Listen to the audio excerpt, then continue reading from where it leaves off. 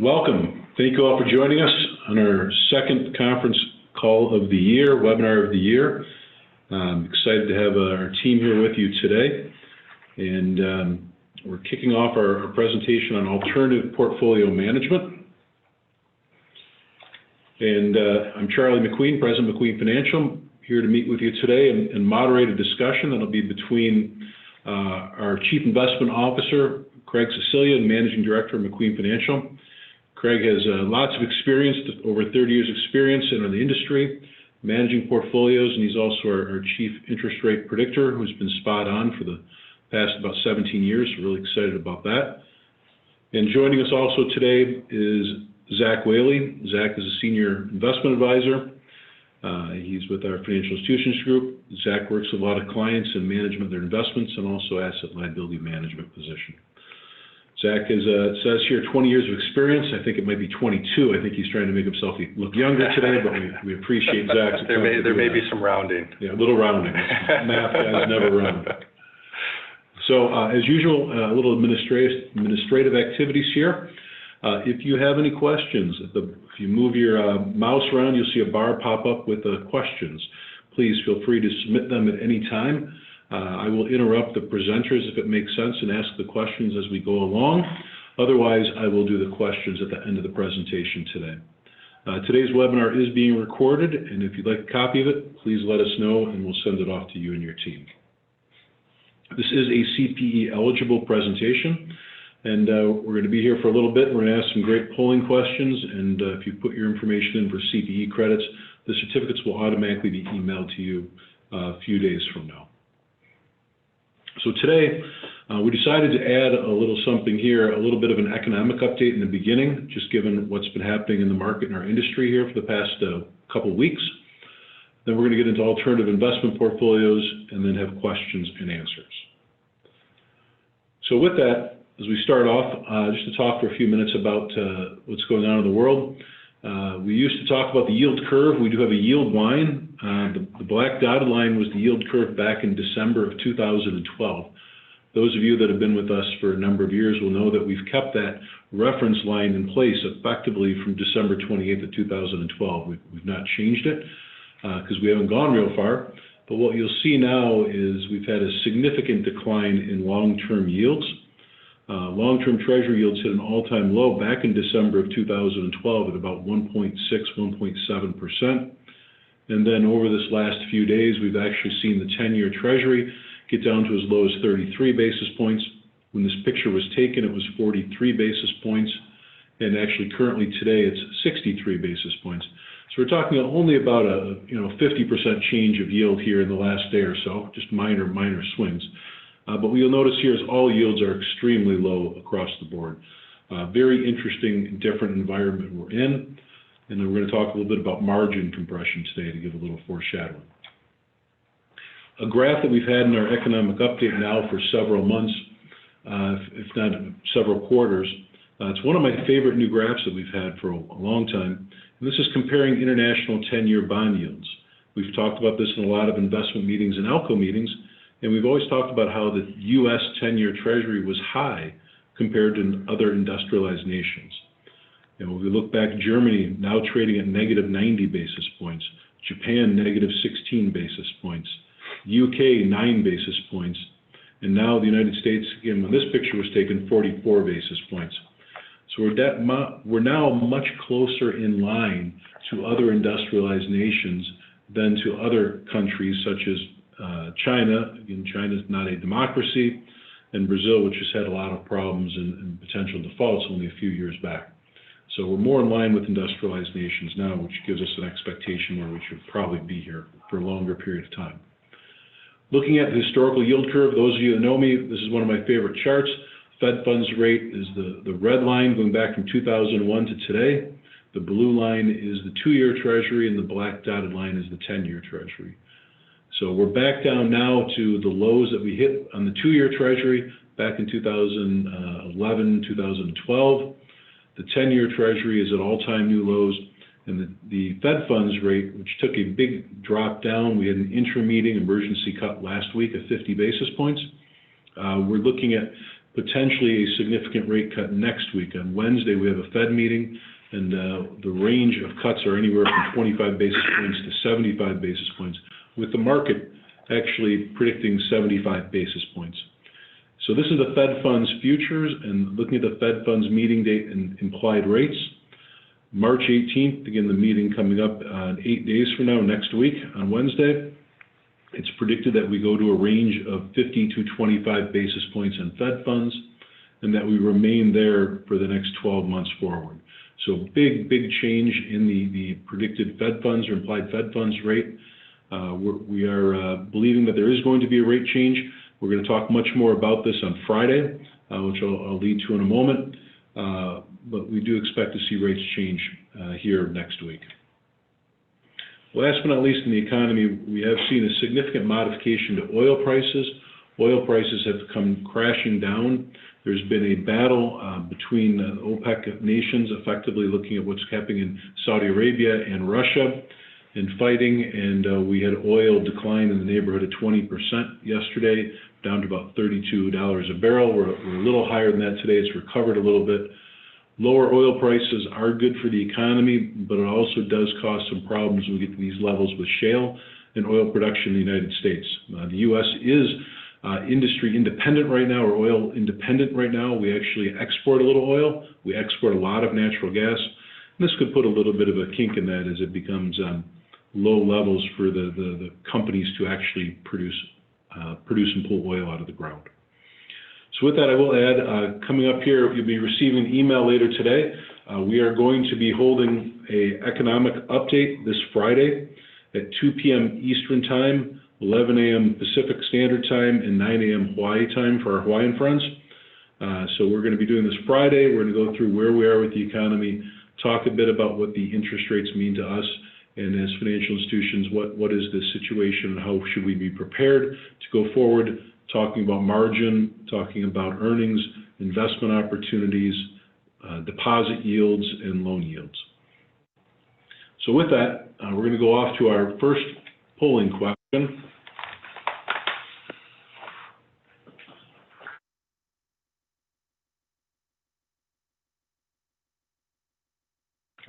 So our first polling question today: given the 10-year U.S. Treasury now yields roughly 50 basis points, we will see margin compression over the next year.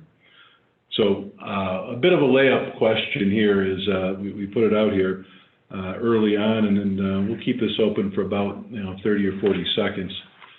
But I think this is something just for me to think back and realize a 50 basis point 10-year Treasury is 1/3 of the lowest yield we've had previously. We're roughly 1.6% is the all-time low. As we roll forward here, this is definitely a low spot. And I really do worry about margin compression. We did learn in 2008, 9, and 10 floors on deposit rates. We found out that we can get down pretty close to 3, 4, 5 basis points as a total cost of funds, but we never really tested our loan yields as the longer-term treasuries are much higher. So one of the things I do worry about here as we roll forward, that we're going to see that we have significant margin compression potentially. So here we have 96% of people voting that it is true we're going to have some margin compression, and that is what really concerns me as we go forward. So with that, I'm going to hand this off to Craig and Zach, and they're going to talk a bit about alternative portfolio management, employee benefit pre-funding accounts specifically, and charitable donation accounts. So thank you, guys. Thank you, Charlie. Good afternoon, everybody. So we're going to talk about alternative portfolio management, which includes the employee benefit accounts as well as charitable donation accounts. I just wanted to give you a brief summary of how we got here. And how we did was this Credit Union Act 703. It was enacted as a guide for institutions to develop a roadmap, or if you will, a playbook to manage their investment portfolio without adding on a level of risk that isn't suitable.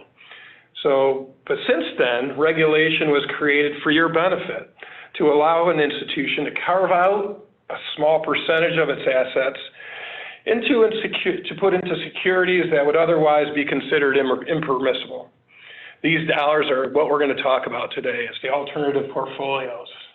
So we'll use the acronym maybe EBPA, which is the Employee Benefit Pre-Funding Account, and CDA is the Charitable Donation Account. So the alternative investment portfolios, well, they were created in order to give us the opportunity to offset some of the rising costs that are taking place. And so to cover those benefit costs or to actually help get us develop more earnings for gifting.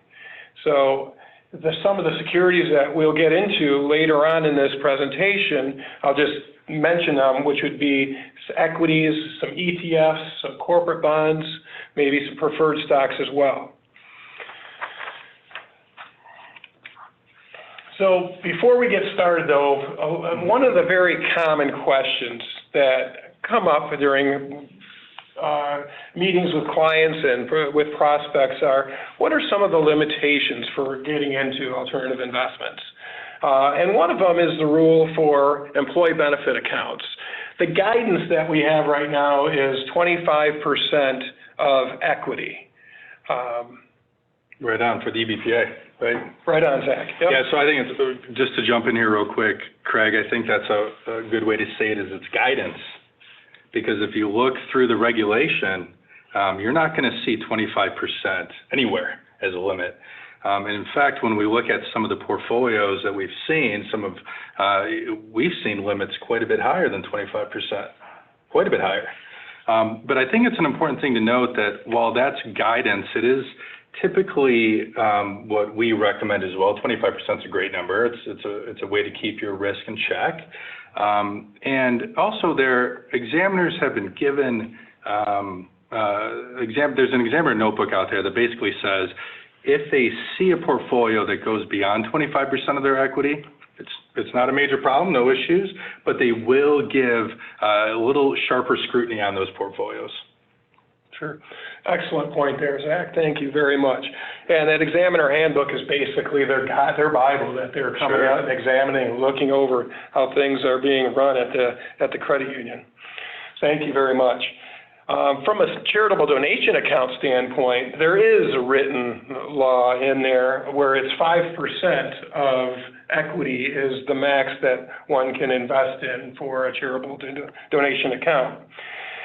And then from a perspective of other limitations that's going to be unique for every single one of us is, what amount of risk is reasonable?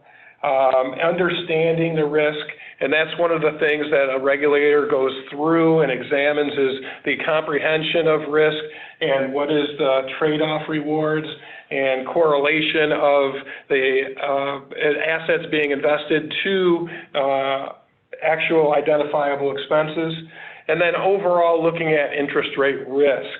You want to make sure we're considering risk limitations from a needs standpoint, from an income standpoint, and how does your charitable donation or EBPA fit within your interest rate risk modeling standpoint.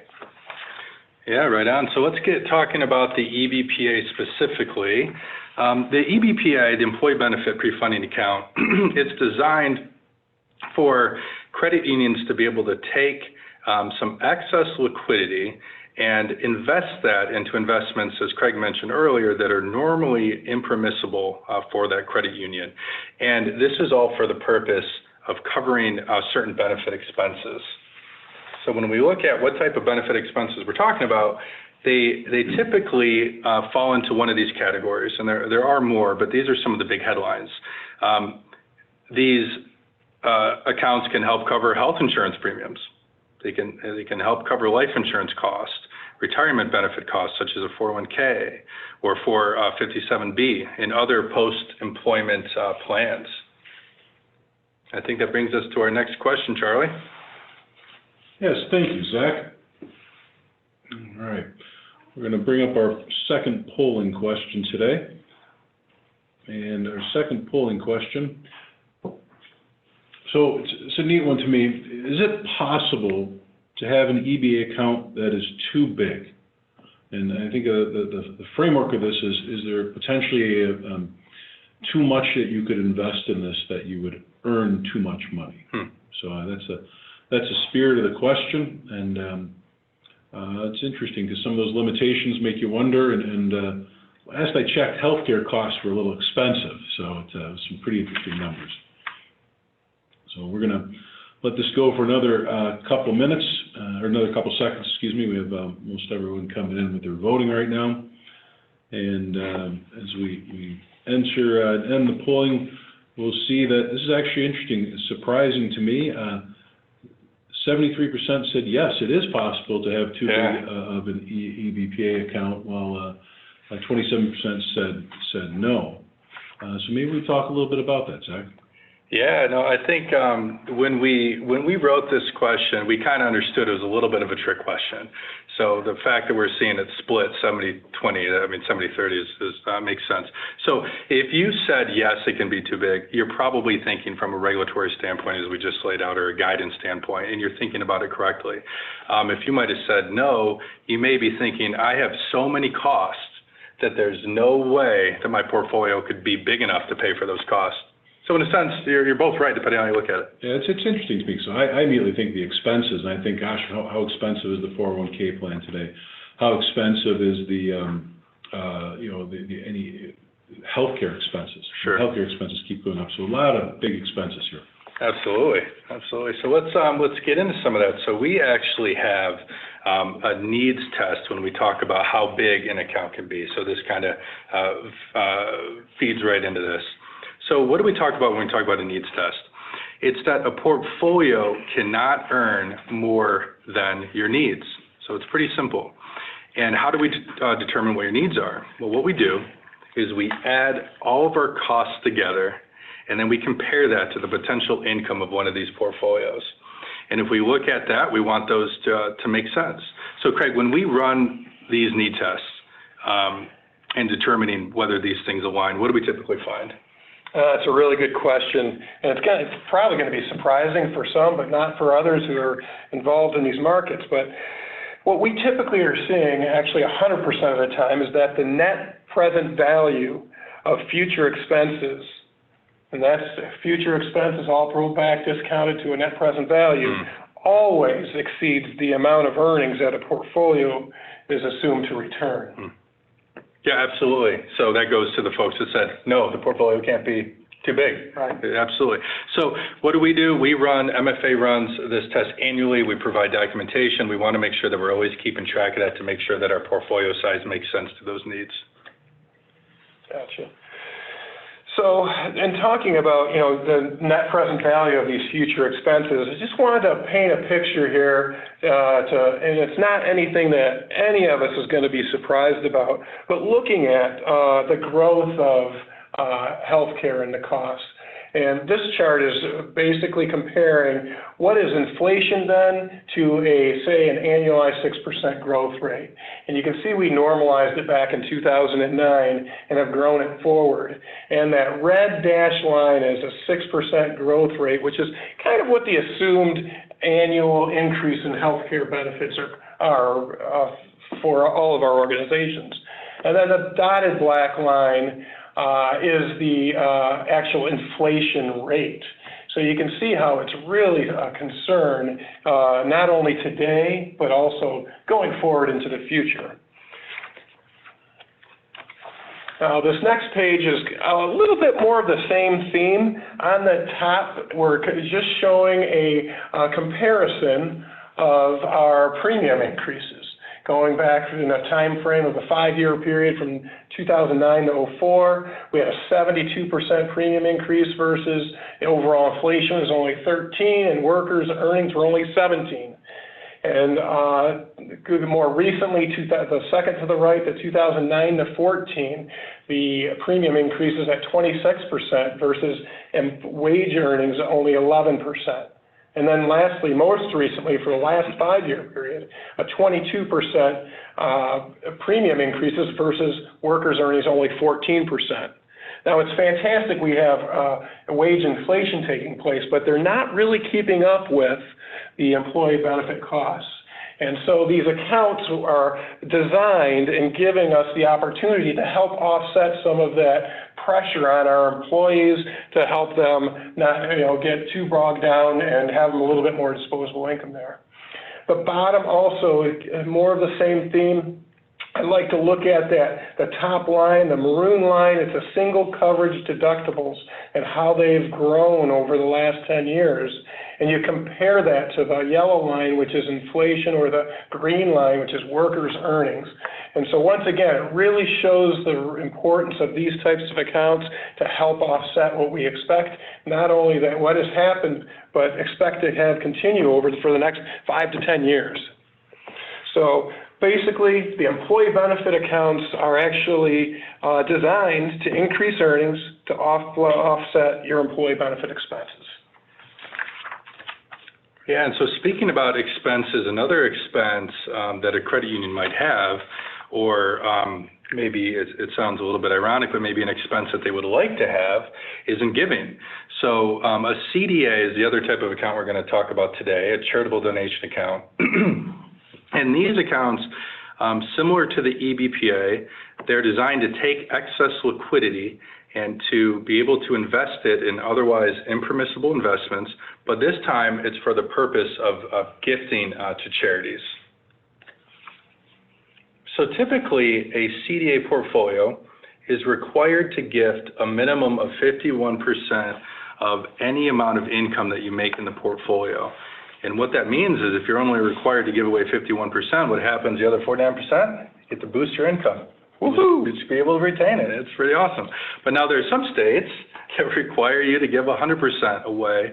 And Craig, I know you've had some experience with going down that rabbit hole recently. Anything you want to jump in on here? Yeah, sure. Thank you, Zach. For a state-chartered credit unions, we're going to be falling under a slightly different regulation or act than the federally chartered, and not all states' regulation is considered the same or written the same. And so it's really important to check the state credit union code, because they're not all on parity with Federal Credit Union Act rules. And some do give the mandate that 100% of the earnings within a CDA must be given to your 501c3 charities. Right. And maybe in the future that'll change. We'll see. Right. Yes, that'd be great. Sure. Okay, so now looking at the second bullet point here, you can only gift to 501c3 charities. And this is actually a limitation that is actually beneficial. It can be beneficial for a credit union. And how is that? Well, if you're like most people that I talk to in management, you probably are approached quite often by different organizations that are looking for support. You have 10, 12 different local groups, and they're all vying for that, and that can be really tough to tell several people no. Well, this restriction makes it very simple. You're only allowed out of this account to give to actual 501c3 charities, which helps with the gifting cleanup. And that's something that can very easily be explained, and people will understand that. Now, another thing to mention here with the gifting, it's not a bullet point, but I think it makes sense to mention, is that you're required to give a certain amount, but that requirement is over a 5-year period of time. So that's a lot of leeway. And in fact, for some people who are thinking about doing an account like this, but maybe you don't do a lot of giving right now, or maybe you want to expand your giving, that's 5 years, several years to figure out who are the organizations that we could maybe give to. And, as long as over the 5-year period, you're giving that percentage, you hit that guidance, and that's fine. Now, the bottom line here is donation versus CDA and efficiency ratio. So a lot of institutions are giving right now, and if you donate, that's going to be an outright expense, as you're aware. However, if you have a CDA, the expense might stay constant, but the whole point of that account is to increase earnings. So if your expenses maintain constant, your earnings rise, that directly improves your efficiency ratio. So let's look at how this might look with some real numbers here. Let's say you have a goal of giving $100,000 a year. And the way the math works out is that if you had a return in your normal portfolio, let's say of 2%, which in today's world sounds amazing, right? This week's world, not last week's world. Yeah, 2 weeks ago, right. But 2%, you need $5 million to accomplish that goal. But what if you invested and you were able to make twice that? So 4% yielding assets versus 2%, that's a 200 basis point pickup. Now, if you keep the same amount of money, this is a very simple example here, but if you kept the $5 million, you invested at the 4%, well, your earnings are going to obviously double. You're doubling the rate of return. So, and the bottom line here, the last point is you can gift the same $100,000 and keep the additional $100,000 to increase that income. Or you could take the full $200,000 without having to increase your asset size or your expenses. So, yeah, in essence, you can increase your giving without increasing your expenses or, changing your income, quite frankly. Right, keep giving, same, increase your income either way. Yeah, absolutely. Interesting.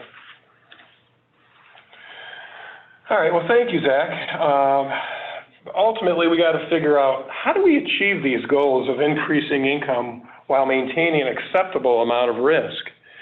And part of the process that you should go through is the due diligence of your executive management and your board of directors to determine those levels of risk and try to come up with a designed portfolio that will basically focus on your current income and your total return expectations while staying within your risk tolerances.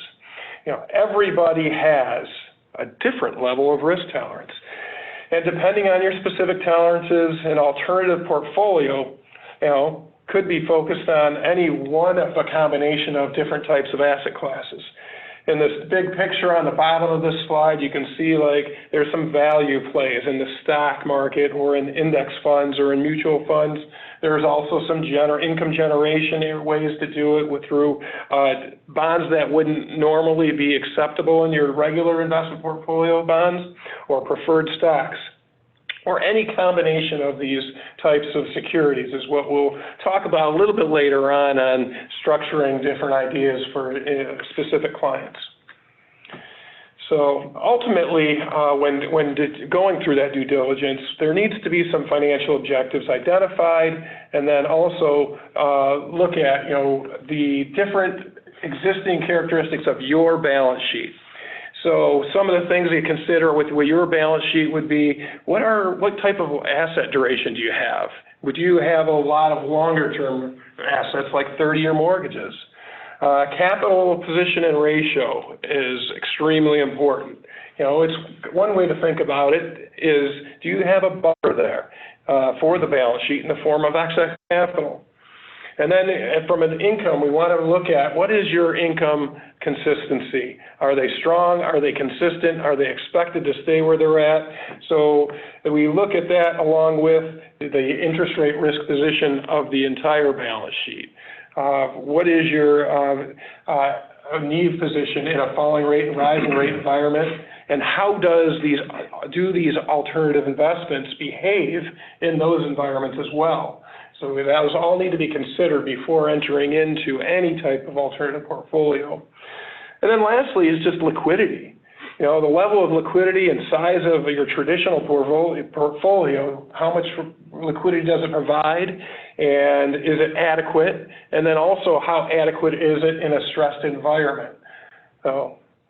Yeah, and another thing on liquidity, Craig, is we're probably going to talk about on this upcoming webinar on Friday, is that we're forecasting, with a little bit of economic slowdown, we're expecting there to be liquidity coming back in quite a bit. And when that liquidity, it may not be there, it may be there to a certain extent now, but it should be, definitely considered to likely increase over the coming months, which we're going to have to figure out a way to, what are we going to do with that liquidity? Right. Zach, are you referring to liquidity such as that every mortgage ever written in the history of this country is now refinanceable? Is that the kind of liquidity you're talking about? That's part of it, absolutely. Just amazingly low rates causing some really, really low mortgage rates right now. Yeah, for sure. Very true, Charlie. Good point. So a portion of these alternative portfolios, depending on the structure, might be subject to mark-to-market. part of our new GAS rules. And so, Zach, what type of assets are we talking about here? For the mark-to-market? Yes, sir. So when we talk about mark-to-market, we're typically talking about two types of asset classes, and that's just your stocks, like Microsoft stock, Apple, that kind of thing, or a perpetual maturity preferred stock, a preferred stock that doesn't have a maturity date. Okay. Yeah. So things that are like tradable stocks, perpetuals, some ETFs or mutual funds, stuff of that nature. So, and that's going to be, not everybody will have that. Is that correct? That's right. It really depends on the goals and your risk tolerance. Absolutely. Okay.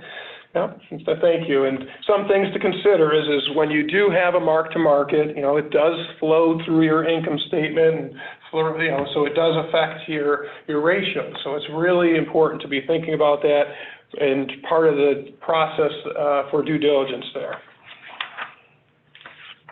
All right. So speaking of due diligence, we're really talking about potential risk and return trade-off. And there's always a trade-off in the market. Everyone listening to this, myself included, everyone in this room, we're familiar with our own retirement. We think about, we might have a goal of 20 years from now to retire. Well, that is going to look a lot different risk tolerance than somebody who is retiring 2 years from now. It's a very different thing that we're all familiar with. So we want to do the same thing with these types of portfolios. We want to look at our long-term return goals, the potential loss of value that feeds into, Craig, what you just mentioned about our income statement, and volatility as well. And what I found is very beneficial in these types of conversations is that we involve not only having the executive teams talk about this, but bring on the board. Bring on, ALCO team. They're going to have questions on these risk tolerances and goals.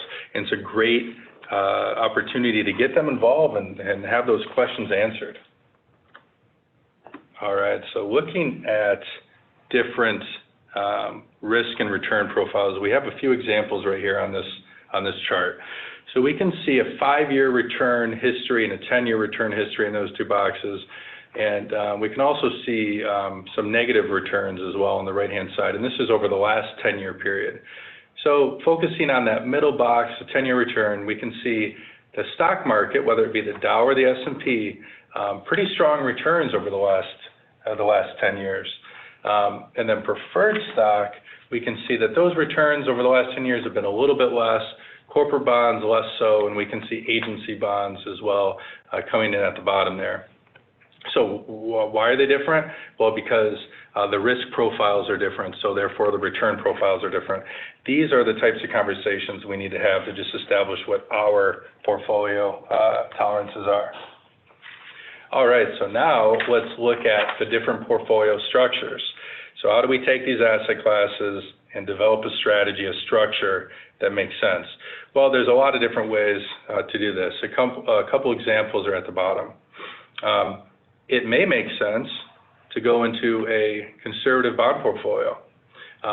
Another example, bond and preferred stock and equity.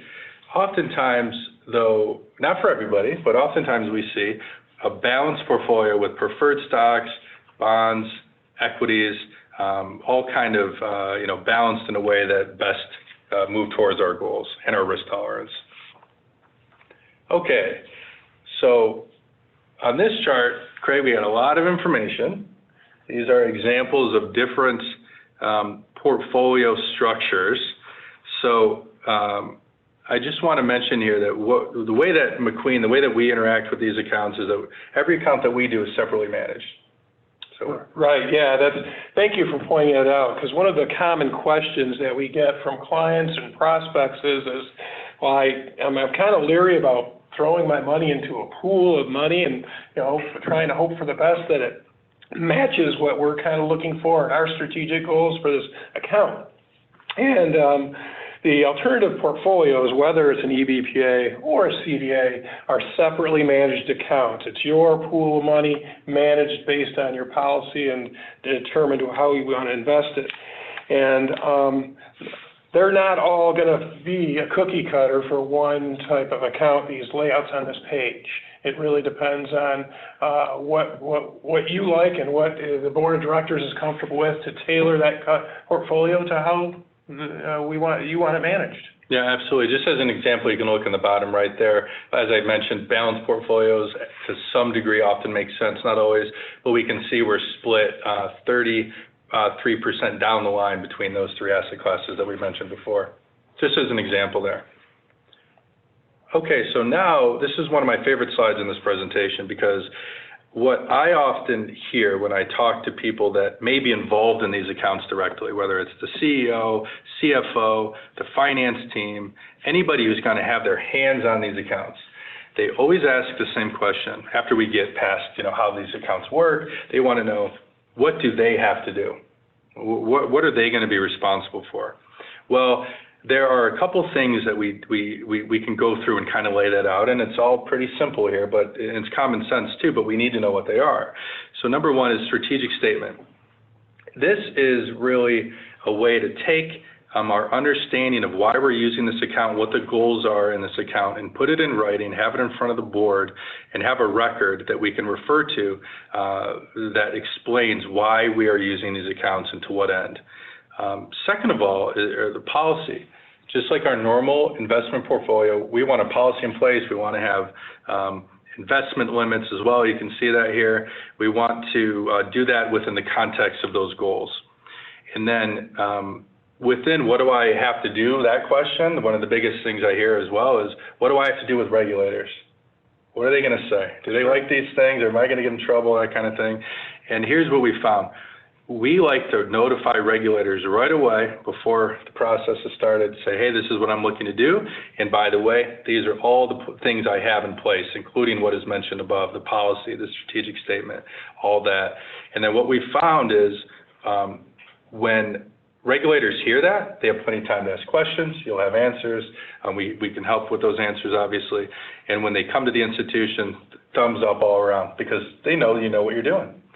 And then finally, proper management is key. Just like a normal investment portfolio, it needs to be properly managed, and that will also play very well with the regulators. They want to see that the management is comfortable with this. Anything else you want to add here, Craig? Yeah, let me think. You cover it very well. One other thing that's really nice to do, and it really helps not only prep you, but also, say, your accounting department, is to talk with your auditor. Talk to your accounting firm because, depending on the type of securities and the process of marking to market, is really nice to talk about and be ready for it once the first statements start to roll off of the custody statement. And then also there is the process of your call report. So there are special lines within the call report. You want to prepare where to put the information in and how to make sure we properly file them as well.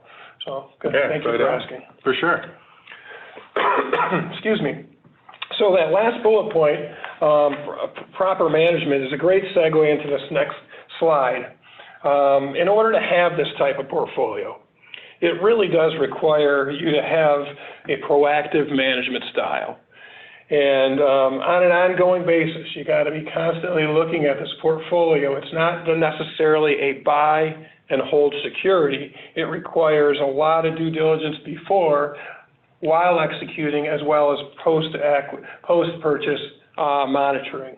Some of the things that you should be looking at are security swaps, as we do have like recent sell-offs in the marketplace and some instant run-ups. Energy is a great conversation today. We had energy sector that fell off the table the other day at 15% in one day, that rebounded 5%. So, we want to make sure that we emphasize that you got to constantly manage these types of portfolios, or at least have a partner that's doing that for you. Sector changes is a good example as well, when certain sectors become in favor or disfavored. We see it all the time, and once again, the energy sector, of how it's in disfavor right now. And you typically want to look at saying buying low, selling high. Did I get that right? Buy low, sell high? I think that's the right way. Sounds right. Yeah, good. Other things to look at is similar to your standard portfolio, is looking at that yield curve benefit. So in an alternative portfolio, it might be designed, but you go a little bit longer duration on these investments. And so right now, the yield curve isn't much of one, as Charlie pointed out during the economic presentation, but at normal times, we do have somewhat of a shape to the curve, and you can take advantage of different points, and then also or across different asset classes. If, going from equities to preferreds to ETFs, just kind of watching that. So once again, proactive management is essential in managing these types of portfolios. So looks like we're going to go into our third polling question. Charlie, why don't you take it away for us? Yeah, thank you, guys. So, thinking about your yield curve, which I refer to as a yield line, given the new low interest rate environment, does an alternative portfolio still make sense? Given this environment which is very different than where we were, just a few days ago, a week ago, substantially different environment. And as we go through this, I'm wondering if it still makes sense to do this. We'll give it just a couple more seconds here as we're rolling through. It's, I think, a close call here, more like a 90-10 or 85-15. So we'll close out the polling here after about 42 seconds. And as we share results, where 86% of people says yes and 14 no. Guys, do you have any comments on that? I just want to talk to the 14. No, I think it's a good question, and it's fair if somebody might say that actually, but the yields being so low, it actually segues really well into what we're going to be talking about with margin, but everyone's looking for margin. How do we make it right now? So if you're able to go into a asset class that you aren't normally able to, grab a little bit more yield, it makes even more sense to further yields come down. Yeah, no, it's amazing the change in yields today. This is a way to boost margin. I think that's going to be so much, going to really help out our overall earnings, and that's what we have to focus on here for the next few years. Right on. All right, so to wrap this up, that's a good segue into this. I mean, why are we even talking about these accounts? Why do they matter? Well, they always matter because they help offset costs, they help give more. That's obvious. But in this particular environment, the topic of conversation, every time we get on the phone with our clients, we're talking about earnings. How do we improve them, whether that be from sources of non-interest income, such as the refinance boom Charlie mentioned, selling those off, increasing your non-interest income. Whatever it is, how do we put off the pressure of this decreasing margin? That's a tough thing. Well, these accounts are exactly designed to do that. Another thing, too, is our forecasts are delinquencies are going to come back in some way. And Charlie, I know you've got some opinions on that. What do you think about delinquencies? Well, Zach, you see delinquencies coming back. I think delinquencies are going to go back to normal levels. Right. So I'm not worried about any problems coming back. But where we are with delinquencies today and losses, charge-offs is so low, at some point we get back to normal average levels, and that's going to hurt earnings quite a bit, just because we see people with zero delinquencies, zero provision, just such low numbers today. Right on. Yeah, I had a conversation today actually forecasting loan growth. Well, if those delinquencies return to normal, as you say, that's going to cut into that margin a little bit. We need to be thinking about that. Now, earnings will be lower. That's a given. When this yield curve comes down, a lot of assets are priced off of various parts of the curve. Craig, what do you think about earnings dropping here? Well, I think I echo your statement and opinion that we're going to be under a lot of pressure. And it's not only from a asset quality standpoint, but also from the interest rate environment we're in. Because as we do book in our standard investment portfolios and in our loan portfolios, earning assets at these levels, we can only ratchet our liabilities down so low. Right. So that spread contraction is going to really hurt us going forward, and so it's essential to be looking for alternative sources of income. And I think alternative portfolio is just an excellent option to be considering and implementing in this environment. Absolutely. Increase earnings, as we say right here. Wonderful. All right, guys. Well, thank you for that presentation, and we want to open up the conversation to questions. And we've got a number of questions that have been rolling in throughout the presentation. And again, if you have any questions, please type them in, and I'll get them on the list here. And we'll start off with the first one. What if I don't want any effect to my income Yeah. to hurt me from trading securities? If I don't, because we think trading securities, if they go up and down in value, you have a modification to your income statement. Your income and therefore your equity. Positive, negative. Sure.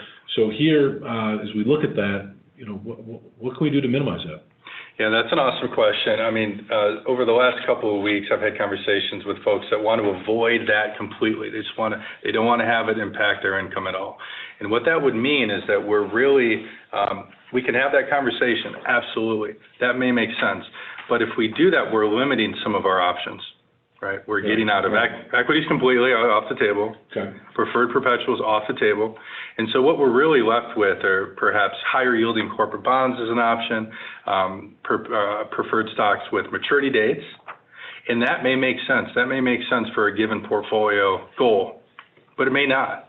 And so I think a good way to look at this is perhaps instead of eliminating it completely is how do we minimize that impact to our income? Right. How do we minimize it? How do we minimize it versus get rid of it? And, Yes. There are a number of preferred stocks that do have maturity dates, which then fall in that gray line of being a bond, and they don't have the modification of pricing like the preferred stock with an open-ended maturity date. Yes. Okay. Thank you. We've got a few more questions in, and we'll continue down the list here. Could you provide some additional information on the types of benefit expenses that can be considered for an EBPA account? I don't know who wants to take that one. Oh, sure. I'll take a stab at that one. Thank you. It's a good question, actually, because there are just a ton of different line items on our income statement there. In our slides earlier, we talked about health insurance premiums and life insurance costs, retirement benefit costs. Some other ones that are very common that are considered within this is the dental expenses, vision expenses, long-term and short-term disability, pension, are just to name a few there. And there's also, as we are an aging society, long-term care can be considered in there. And then we also can roll in retirement plans for key executives for, getting paid out for instead of when they do retire. So there's a lot of different areas that we can be looked at for bringing down the whole expense calculation to offset. Yeah, and Craig, just to piggyback on that, Yeah. I think that these accounts, one of the benefits that I don't think we've covered yet is that it's really good to retain employees. Right, so you think about attracting executive teams, you think of attracting anybody really, and if you can add to that benefits to that package, that can really go a long way. That's a really good point. With unemployment being so low as well. Yeah, yep. Great points, guys. Thank you. This question came in, and see if Dave have a hard time about this later. If I want high earnings and low volatility, what would you invest my EBPA portfolio in today? So this question must be from Kelsey. Does it say who it's from? I said Dave to keep the guilty hidden. Okay. So, yeah. So what is it? So high earnings, low volatility. Yep. Is that right? That's a tough one. I was going to say some great preferred stocks, which would give us probably the best fixed income return, but low volatility is a preferred stock of about a 3-year agency type risk posture historically. Yeah, somewhere in that range, anywhere from, depending on the preferred stock, is somewhere to 3 to 5 years in that. And it's interesting, something we talked about earlier is that not every asset class is for every client, right? The separately managed accounts. And we got to think about just common stocks, for an example. There are certain asset industries, like the utilities industry, that has less volatility, more dividend yield. Right now, people are comparing those dividend yields to fixed income, to preferred stocks, and trying to weigh the benefits. So, there may be a slice in a portfolio that may be considered, rabbit ears, conservative, but we could put a really small sliver of really nice conservative common stocks in there with some nice dividend yields. Yeah, that's a good point, as AT&T has a really high yield and potentially some price gains, maybe given the level it's dropped to now. So you have to think through all the asset classes. Thank you. Another question that came in is, can I do both an EBPA and a CDA account? And if so, is there a limit of the two combined? Is a secondary question. Yeah, that's an awesome question too. So going back to the 25% in a guideline, it is absolutely feasible to do both. And really, if it makes sense, I think we need to look at every institution independently, because again, this is guidance. But if it makes sense to do 25% of an EBPA from a risk perspective and also do an additional 5% for a CDA, that can make sense. Yeah, absolutely. From a regulatory standpoint, they are considered separately Right. there. CDA is at a hard dead set 5% is where it's at. Well, thank you, guys. I have another question, which I'll answer quickly. Do you provide, meaning us, McQueen Financial, provide investment policies? And the answer is yes. We'll make sure you have an investment policy in place, and that is included in everything we do for clients. Next question that came in is, can an EBPA account be used to fund a 459 plan, an executive retirement plan in the credit union space? I don't know which you guys want to handle that one? Yeah, Craig, I think that was maybe one of, you talked about that a little bit, right, in your extra benefits? Yeah, so great question. Great minds think alike, whoever answered that question. I'll give you a gold star. Yeah, those are really good plans to be considered for an EBPA. And like Zach said, in this low-rate environment, high competition for good quality talent, it's another type of benefit that we can offer to potential employees or existing employees to put in place for those retirement plan for them. Great answer. Well, one last question that came in for us, and the question refers to slide number 32, and they wanted to know which of the four different ones do we recommend the most and why. And I think the answer to that, I'm sure these guys are going to say, is that we don't try to recommend any generic portfolio to anyone. We want to look and develop a specific portfolio based off of your risk and tolerances and your desires and outcomes. Some clients in very low-risk portfolios, others that are willing to take volatility for the long-term earnings. So I think that's the way I'd answer it. You guys have anything different you'd want to add to that? That's pretty accurate for what we see and what we do. Yeah, I think so. And whether somebody is utilizing, say, McQueen Financial for this service or doing it on there with another one is one of the steps that they should take is if they think they have an idea of what diversity in asset classes they would like to have, and then take a hypothetical portfolio and shock it. You know, let's say, and pretend the stock market takes a 20% devaluation, and then the bond market, sells off some. So you're going to have some marking to market to take place in the stock market. You're going to have some unrealized loss, which may affect securities and the other, and just see how it affects your ratios. And that's another step to, once you think you know you're at risk, is play it out, financially model what would happen, and that's the way they're established. So you're right, Charlie, we don't have a cookie cutter for every single client. We got to customize it for their comfort level. Yeah, absolutely. Well, I want to thank both Craig and Zach for your insight today and spending some time with me and talking about employee benefit pre-funding accounts and charitable donation accounts. It's a growing activity in the industry and something I expect that given where yields are and margins are, it's actually something we should all be thinking carefully about to really make sure we're doing everything we can to have our earnings stay good over the next few years. And someone says you don't go to hit triples, you go and hit singles every day, and you have a good outcome. And this is one of the pieces to the puzzle to have things work. So thank you all for joining us. On the last note to wrap up here, this Friday the 13th, do not forget, at 2 p.m. Eastern Time, 11 a.m. Pacific Standard Time, and 9 a.m. Hawaiian Time, we'll be holding our economic update, talking about all the things going on in the market, from the coronavirus to oil issues, bond rates, and a little bit of everything that's going on.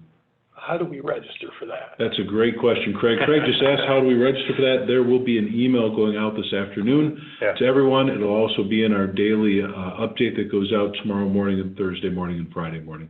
So everyone should be receiving that. Please feel free to pass it along to anyone inside of your organization. This significant drop in interest rates, significant drop in Fed funds rate, and uncertainty that's entered the market is going to affect all areas of your credit union.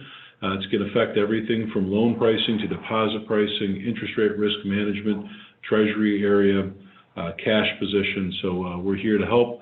We have a number of action items that we'll be discussing at the meeting, or at the webinar. Again, this Friday, 2 p.m. Eastern Standard Time, we'll be sending information out. Thank you all for joining us. Have a wonderful afternoon.